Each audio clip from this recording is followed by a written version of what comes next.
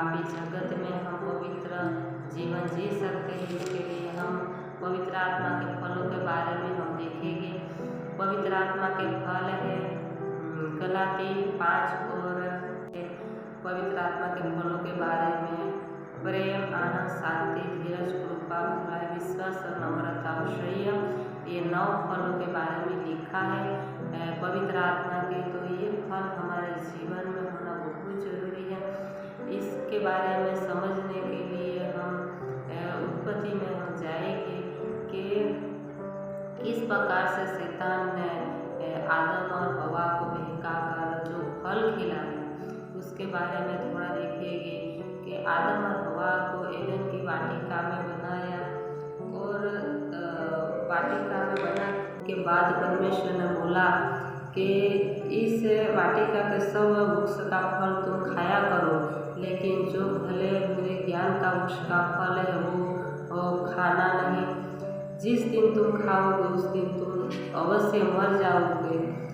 उत्पत्ति का 2:15 में लिखा है कि भले या बुरे के ज्ञान का जो उसका फल है कभी न खाना, क्योंकि जिस दिन तुम उसका फल खाएगा उसी दिन अवश्य मर जाएगा।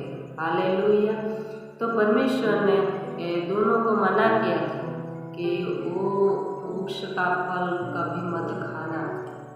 तो 3 अध्याय में वहाँ पे हम लिखते हैं, तो यहोवा परमेश्वर ने जितने बनेल पशु बनाए थे उन सब में सर्प धूर्त था। परमेश्वर ने कहा कि तुम इस वाटिका के किसी वृक्ष का फल न खाना।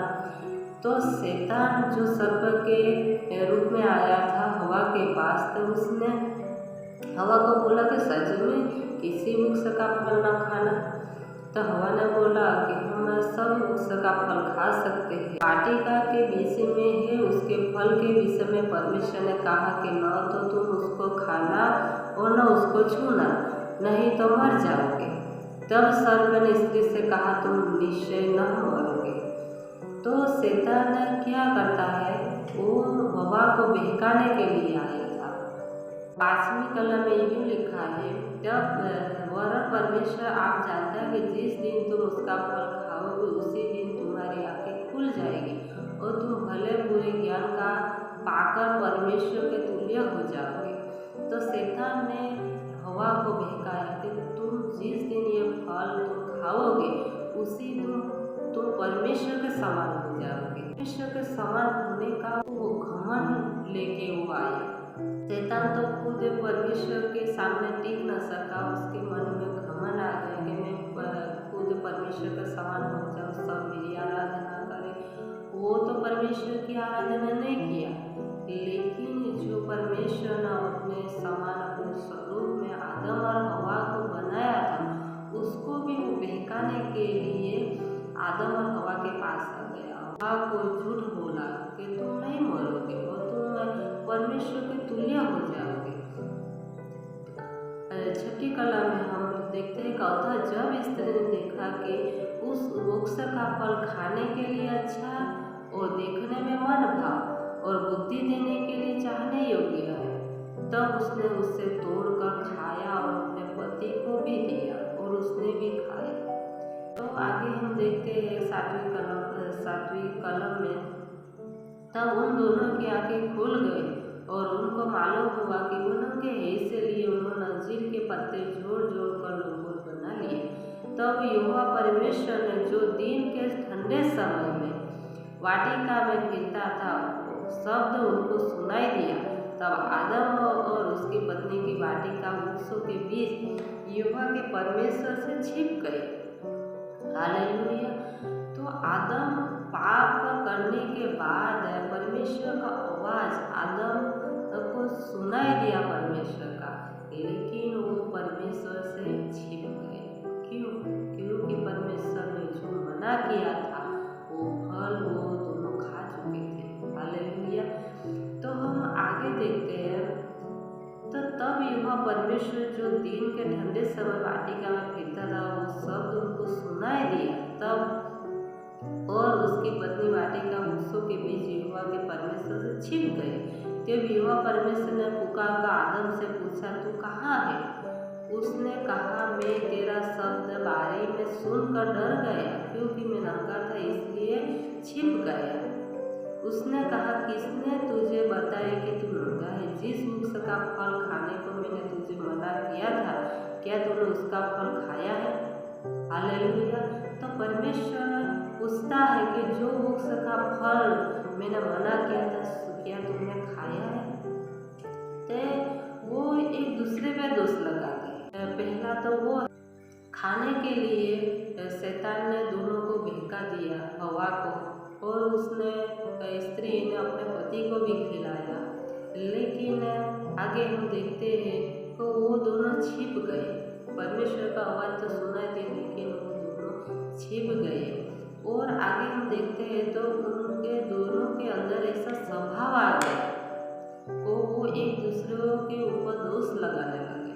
आज हम देखते हैं पृथ्वी पे तो परिवारों के अंदर भी तो छोटा हो या बड़ा हो तो एक दूसरे पे कुछ भी भूल हो जाएगी तो एक दूसरे पे दोष लगाएगी। उसने मुझे ऐसा कहा, उसने मुझे ऐसा बताया, तो ऐसे परिवारों में एक दूसरे पे दोष लगाते रहते। तो वो कहाँ से आया? तो हम देखते हो प्रथम से वो मनुष्य घातक था, ऐसा बाइबल में लिखा है। वो पहले से वो मनुष्य घातक था। इसके लिए जो पाप का फल मनुष्य के अंदर प्रवेश कर चुका है, तो वो जब हम प्रभु यीशु को हम स्वीकार करते हैं, प्रभु के वचन के अनुसार जब हम चलते हैं, तो पवित्र आत्मा के फल हमारे जीवन में कार्य करना बहुत जरूरी है।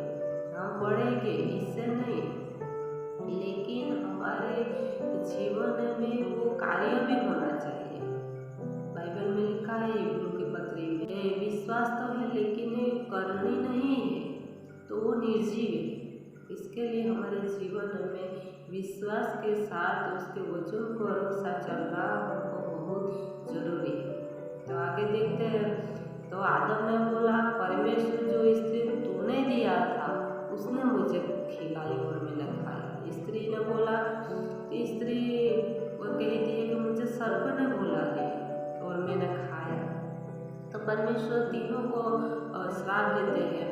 आदम को बोला कि तूने अपनी पत्नी की बात मानी है, इसके लिए भूमि शापित है, तू पसीना की रोटी खाया करेगा। और स्त्री को बोला कि तू दुख से अपना बच्चा जनेगी। और सर्प को बोला, में से अधिक श्रापित है, तू पेट के बल चला करेगा और स्त्री के संतान और तेरे संतान के बीच में मेल उत्पन्न करूँगा। स्त्री के संतान तेरे सिर को कुचलेगी और तू उसकी एड़ी को डसेगा।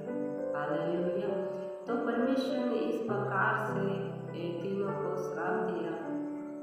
तो ये जो भी पाप के जो स्वभाव है उनको दूर करने के लिए हमको पवित्र आत्मा के फलों का होना बहुत जरूरी है। हालेलुया। आदम और हवा एक दूसरे पे दोष लगाते हैं, तो हमारे जीवन के अंदर प्रेम होगा तो हम सहन कर सकते हैं। हालेलुया।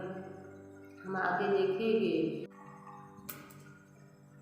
124 अध्याय में, वहाँ पे लिखा है 7 में लिखा है कि हमारा जीव पक्षी के समान चिड़ी मार के जाल से छूट गया है, जाल तक फट गया और हम बच निकले। हालेलुया। एक पक्षी जैसे चिड़ी मार के हाथ से उसके जाल से छूट जाता है, उसी प्रकार से प्रभु यीशु ख्रिस्त के द्वारा हम बच गए। हालेलुया। तो प्रभु परमेश्वर ने हमको बहुत अच्छा वचन दिया है, उसके अनुसार हम कार्य करेंगे और पवित्र जीवन हम जब जिएंगे तो हमारा जीवन में अद्भुत काम होगा।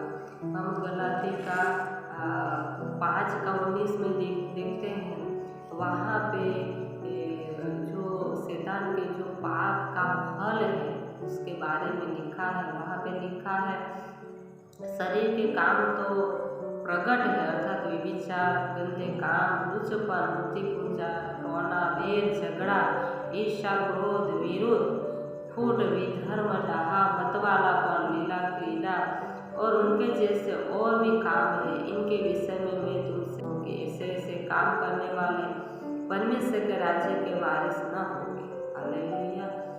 आगे 22 में लिखा है कि पवित्र आत्मा का फल प्रेम, आनंद, शांति, धीरज, कृपा, भलाई, विश्वास और नम्रता और संयम, ऐसे ऐसे कामों के विरुद्ध में कोई भी व्यवस्था नहीं। हालेलुया। ये प्रभु के बहुत पवित्र वचन है, उसको हमारे जीवन में लेना है और उस प्रकार हमको कार्य में लेना है। तो इस वचन के अनुसार प्रभु आपको आशीष दे। आमीन। मैं प्रार्थना करना चाहूँगी, आपके लिए प्रार्थना करेंगे। हालेलुया। धन्यवाद परमेश्वर, आपका धन्यवाद करते हैं प्रभु, जो वचन प्रभु आपने दिया, इस पवित्र आत्मा के फलों के अनुसार जीवन जीने के लिए, पवित्र जीवन जीने के लिए पवित्र आत्मा सबको अगुवाई